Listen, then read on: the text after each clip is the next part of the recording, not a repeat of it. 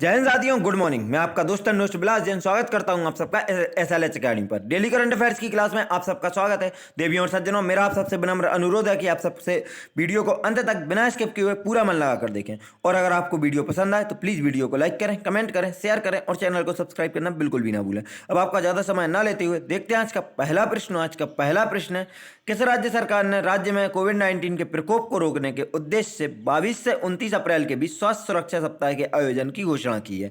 आपके ऑप्शन है ए बिहार, बी झारखंड, सी पंजाब और डी दिल्ली। तो दोस्तों याद रखें, झारखंड राज्य सरकार ने राज्य में कोविड-19 के प्रकोप को रोकने के उद्देश्य से 22 से 29 अप्रैल के बीच स्वास्थ्य सुरक्षा सप्ताह के आयोजन की घोषणा की है।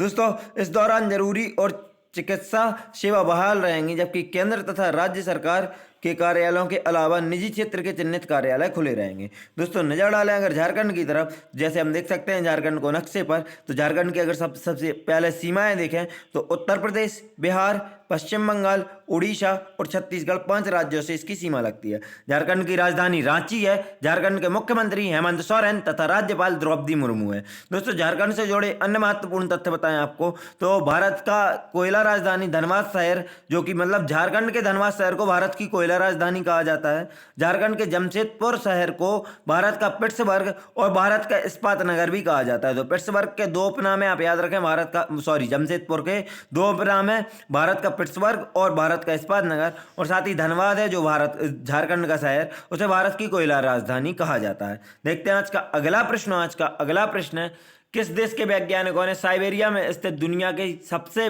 गहरी झील बैकाल झील में GVD नामक दुनिया के सबसे बड़े अंडर वाटर न्यूट्रॉनो टेलीस्कोप लॉन्च किया है? आपको बता दें दोस्तों, आपके ऑप्शंस हैं ए नेपाल, बी रूस, सी जापान और डी चीन। तो दोस्तों आपको बता दें कि रूस के वैज्ञानिकों ने साइबेरिया में स्थित दुनिया की सबसे गहरी झील बैकाल GVD मतलब गीगा टन वॉल्यूम डिटेक्टर नामक दुनिया का सबसे बड़ा अंडर वाटर न्यूट्रॉनो टेलीस्कोप लॉन्च किया है। दोस्तों इस टेलीस्कोप का निर्माण वर्ष 2016 से शुरू किया गया था, और भाई इसलिए शुरू किया गया था ताकि न्यूट्रॉनो नामक रहस्यमयी मूलभूत कणों का विस्तार से अध्ययन किया जा सके और उनके संभावित स्रोतों का निर्धारण किया जा सके। दोस्तों आप देख सकते हैं यह रशिया के साइबेरिया वाले हिस्से में लेक बैकाल है, जो आपको यहाँ पर मार्क के साथ दिखाई जा रही है। देखते हैं आज का अगला प्रश्न है, किस देश की अंतरिक्ष एजेंसी रोसकॉसमोस इसी वर्ष अक्टूबर माह में अपने लूना 25 मिशन को लॉन्च करने की योजना बना रही है? आपके ऑप्शन है ए चीन, बी रूस, सी जापान और डी भारत। तो दोस्तों आपको बता दें कि सबसे पहले आप यह याद कर लें कि रूस की अंतरिक्ष एजेंसी है रोसकॉसमोस। अगर आपसे पूछा जाए कि रोसकॉसमोस किस देश की अंतरिक्ष एजेंसी है, तो आपको बताना है रूस। तो रूस की अंतरिक्ष एजेंसी रोसकॉसमोस इसी वर्ष अक्टूबर माह के में अपने लूना 25 मिशन को लॉन्च करने की योजना बना रही है। इस रूस का लूनर लैंडिंग मिशन लूना 25 चंद्रमा की सतह के नीचे जमी बर्फ का अध्ययन करेगा, जिसे भविष्य में अंतरिक्ष यात्रियों द्वारा एक संसाधन के रूप में प्रयोग किया जा सकेगा। तो दोस्तों आपको इससे पहले वाले दूसरे क्वेश्चन पर इसलिए आपको रूस के बारे में जानकारी नहीं दी थी क्योंकि अगले प्रश्न में भी रूस ही आ रहा था। तो अब जैसे हम रूस को देख सकते हैं, यह नक्शे पर दिख रहा है, रूस 2 महाद्वीपों में फैला हुआ एक देश है जो कि यूरोप और एशिया में फैला हुआ है। लेकिन दोस्तों आपको बता दें कि इसके एशिया वाले हिस्से को साइबेरिया कहा जाता है तथा यह क्षेत्रफल की दृष्टि से विश्व का सबसे बड़ा देश है। आपको बता दें रूस की राजधानी मॉस्को है, जो कि मोस्कवा नदी के तट पर स्थित है। तो आपको बहुत अच्छे से नदी का नाम याद रखना है कि रूस की राजधानी मॉस्को मोस्कवा नदी के तट पर स्थित है। इसे मॉस्को शहर को 5 महासागरों का पत्तन कहा जाता है। दोस्तों आपको साथ ही बता दें कि रूस विश्व का सबसे बड़ा हीरा उत्पादक देश है, जो आपको पता होना चाहिए क्योंकि यहां से आपसे क्वेश्चन बन सकता है। देखते हैं आज का अगला प्रश्न है, किस देश ने हाल ही में इकोसाइड को अपराध बनाने वाले बिल को मंजूरी दी है? आपके ऑप्शन है ए रूस, बी जापान, सी फ्रांस और डी नेपाल। तो दोस्तों आपको बता दें कि हाल ही में फ्रांस ने इकोसाइड को अपराध बनाने वाले बिल को मंजूरी दी है। दोस्तों इस कानून के तहत अपराधियों के लिए 10 साल की जेल और 5 मिलियन यूरो यानी 5.4 मिलियन अमेरिकी डॉलर जुर्माने का प्रावधान है। यह कानून मुख्य रूप से उन लोगों को दंडित करेगा जो पर्यावरण को खतरे में डालते हैं या प्रदूषण संबंधी अपराध करते हैं। ऐसे व्यक्तियों को 3 साल की जेल और 3 लाख यूरो का जुर्माना हो सकता है। दोस्तों आपको फ्रांस के बारे में बता दें तो आप जैसे देख सकते हैं फ्रांस को मैप पर फ्रांस की राजधानी पेरिस है और इसकी अगर सीमाएं देखें तो Belgium, Luxembourg, Switzerland, Italy Spain, Monaco से इसकी सीमाएं लगती हैं। दोस्तों फ्रांस के वर्तमान में प्रधानमंत्री जीन कैस्टेक्स तथा राष्ट्रपति इमैनुअल मैक्रोन है। आपको फ्रांस से जुड़े अन्य तथ्य बता दें तो फ्रांस को दोस्तों किसानों का देश कहा जाता है, तो आपको इसके मतलब नाम याद रखना है। उपनाम फ्रांस के 2-3 हैं, आपको मैं सब बता रहा हूँ। फ्रांस को किसानों का देश, लघु यूरोप और सुराय एवं सुंदरियों का देश कहा जाता है। यह तीनों इसके उपनाम याद रखना है दोस्तों। फ्रांस की सबसे बड़ी मतलब फ्रांस विश्व का सबसे बड़ा शैंपेन शराब का उत्पादक देश है, तो आपको यह भी याद रखना है। फ्रांस की राजधानी जो कि पेरिस है, यह सीन नदी के तट पर स्थित है तथा इसे फैशन की नगरी कहा जाता है। तो आपसे अगर पेरिस का उपनाम पूछ लिया जाए तो आपको बताना है कि पेरिस को फैशन की नगरी कहा जाता है। साथ ही दोस्तों आपको बता दें कि फ्रांस की राजधानी पेरिस में यूनेस्को और इंटरपोल का मुख्यालय स्थित है, तो यह भी आपको बहुत अच्छे से याद रखना है। साथ ही फ्रांस से जुड़े एक लास्ट तथ्य याद रखना है आपको कि फ्रांस विश्व का सबसे ज़्यादा यात्रा किए जाने वाला देश है, मतलब यहाँ पर टूरिस्ट सबसे ज़्यादा आते हैं। देखते हैं आज का अगला प्रश्न। आज का अगला प्रश्न है, हाल ही में चुनावी बॉन्डदाता का नाम घोषित करने वाली पहली पार्टी आप कौन बनी है? आपके ऑप्शंस है ए Bharatiya Janata party, B Samajwadi party, सी इंडियन नेशनल कांग्रेस और डी झारखंड मुक्ति मोर्चा। तो दोस्तों याद रखें कि हाल ही में झारखंड मुक्ति मोर्चा चुनावी बॉन्डदाता का नाम घोषित करने वाली पहली पार्टी बनी है। दोस्तों आपको बता दें कि पार्टी के फंड में अगर देखा जाए, अभी तक पिछले 10 दशकों से देखा जा रहा है कि सबसे ज़्यादा फंड कहाँ होता है, तो बॉन्डदाता के द्वारा होता है कि चुनावी बॉन्ड में यह इतना दान मिला है। लेकिन कोई पार्टी कभी अपने बॉन्डदाता का आज तक नाम नहीं बताती थी।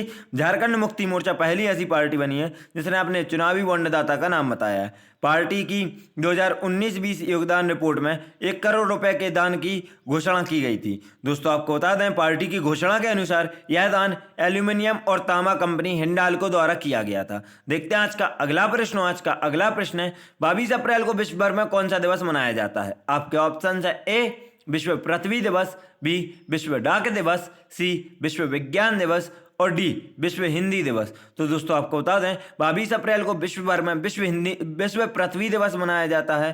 पहली बार वर्ष 1970 में पृथ्वी दिवस मनाया गया था। तो दोस्तों आपको याद रखना है कि पहली बार कब मनाया गया, 1970 में, जिसका उद्देश्य पर्यावरण के प्रति संवेदनशील बनाना और लोगों को पर्यावरण के बारे में प्रशंसा और जागरूकता को प्रेरित करना है। बहुत अच्छे से याद रखना है दोस्तों कि इसकी शुरुआत कब हुई, 1970 में, और यह प्रत्येक वर्ष 22 अप्रैल को मनाया जाता है। देखते हैं आज का अगला प्रश्न। आज का अगला प्रश्न है, हाल ही में किस राज्य ने जल जीवन मिशन के तहत अपनी वार्षिक कार्य योजना पेश की है? आपके ऑप्शंस है ए बिहार, बी झारखंड, सी अरुणाचल प्रदेश और डी उत्तराखंड। तो दोस्तों आपको बता दें कि हाल ही में अरुणाचल प्रदेश राज्य ने जल जीवन मिशन के तहत अपनी वार्षिक कार्य योजना पेश की है। अरुणाचल प्रदेश राज्य ने मार्च वर्ष 2022 तक 65,000 नल कनेक्शन उपलब्ध कराने और 2023 तक राज्य में हर घर जल पहुंचाने की योजना पेश की है। दोस्तों नजर डालेंगे अरुणाचल प्रदेश की तरफ तो आपको बता दें अरुणाचल प्रदेश की राजधानी ईटानगर है। यहाँ के मुख्यमंत्री पेमा खांडू तथा राज्यपाल बीडी मिश्रा हैं।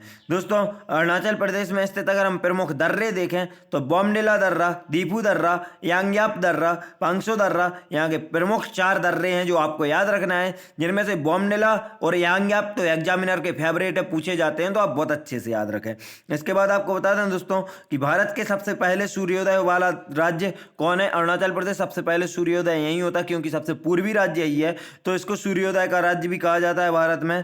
तथा सबसे लंबी अंतरराष्ट्रीय सीमा वाला राज्य कौन सा है? तो वह अरुणाचल प्रदेश है। आपको याद रखना है दोस्तों कि अगर यह किसी से कोई राज्य अंतरराष्ट्रीय स्थलीय सीमा बनाता है तो वह अरुणाचल प्रदेश है, जिसकी सबसे लंबी अंतरराष्ट्रीय स्थलीय सीमा है। यहाँ के स्थित अगर हम नेशनल पार्क देखें दोस्तों तो आप याद रखें Namdapha national park, Mouling national park, Pakke tiger national park, Kamlang national park और ईगल नेस्ट नेशनल पार्क यहाँ के प्रमुख नेशनल पार्क हैं, जिनमें से आप नामदफा, पक्के टाइगर और कमलांग तो बहुत अच्छे से याद रखें। देखते हैं आज का अगला प्रश्न। आज का अगला प्रश्न है, मार्च तिमाही में ग्लोबल स्मार्टफोन मार्केट शेयर और होलसेल बिक्री के मोर्चे पर कौन सी कंपनी पहले स्थान पर रही है? आपके ऑप्शन है ए शाओमी, बी वन प्लस, सी एप्पल और डी सैमसंग। तो दोस्तों याद रखें, मार्च तिमाही में ग्लोबल स्मार्टफोन मार्केट शेयर और होलसेल बिक्री के मोर्चे पर सैमसंग कंपनी टॉप पर रही है, पहले स्थान पर रही है। स्ट्रैटेजी एनालिटिक्स की हालिया रिपोर्ट के मुताबिक दक्षिण कोरिया की दिग्गज इलेक्ट्रॉनिक्स सैमसंग मार्च तिमाही में भी ग्लोबल स्मार्टफोन मार्केट शेयर और होलसेल बिक्री के मोर्चे पर पहले स्थान पर रही है, जबकि अमेरिकी स्मार्टफोन कंपनी